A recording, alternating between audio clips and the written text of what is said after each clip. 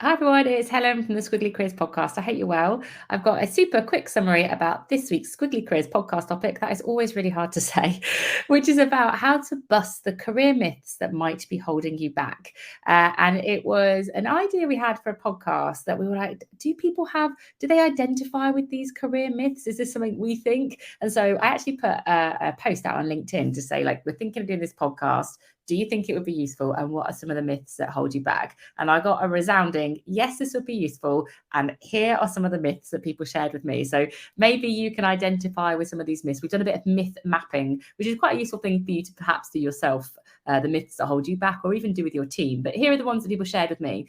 A myth: success equals seniority. Like, when that's a myth, that stops you squiggling in different directions. The day job is taking priority over your development, when actually they're sort of equally important. But when that's the myth that's informing the work that you do, you don't make time for your development beyond your job. Here are another ones: if it doesn't exist, you can't do it. That's a myth that can stop people creating opportunities for themselves. Another myth: talking about development equals you're looking to leave.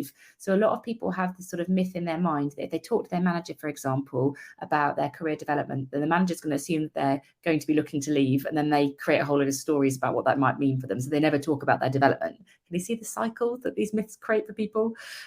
Learning is all about the skills that you need for the job that you're in today, where actually we all need to be sort of unlearning, learning and relearning all the time. So learning is actually much bigger than the job. But if that's the myth that you're working with, you're often not future-proofing your skills.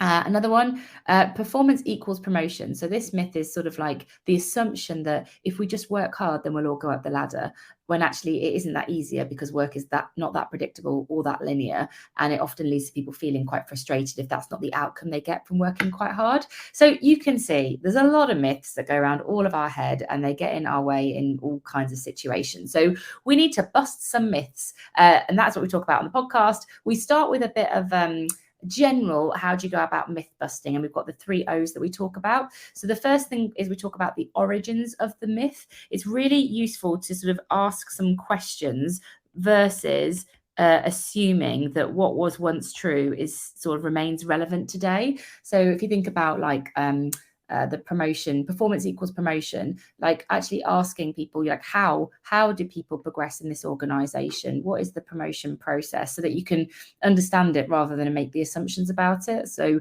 always good to do that. The opposites is sort of get curious about, well, what would the opposite be? So for example, if asking for help you would make the assumption that that was a sign of weakness, then the opposite would be asking for help is a sign of strength. And sometimes just playing with opposites and thinking, well, what would that mean if that was true, and how could that be possible, could sometimes unlock your thinking a little bit.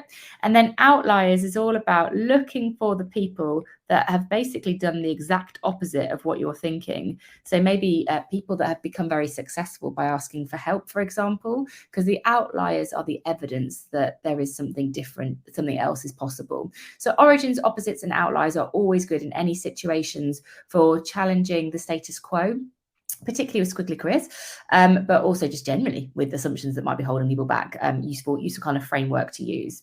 In the podcast, what we do is we take the 5 most common career myths that people have come to us for some support with, or we might have heard in some of the sessions that we're delivering. Then what we do is we do the myth busting.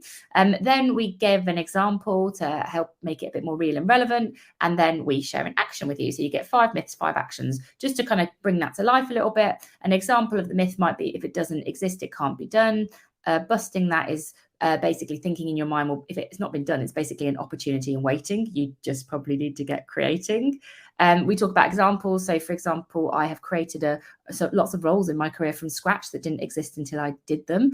So sort of some evidence there that it is possible. And then we give you an idea for action. So for that one in particular, we talk about pitching, prototyping, and then piloting. And we talk through that in more detail. But just so you can see, we do that 5 times in the podcast. So you get lots of different ideas for action. So I hope that has been useful. I hope you can do some myth busting on your own, and maybe a bit of myth busting in teams. This could be a really really good topic to talk about. And we always hear back from people that they use the pod sheets that we produce for each episode, often as a team activity. So we'll put the links to that in the comments wherever you're watching this, but their pod sheets are always on our website. And you can always get this as well. We'll put the link for this. This is our pod book where we've compiled 100 different pod sheets. So you've got, if you have a team meeting every week, you've got sort of 2 years of team meeting topics there.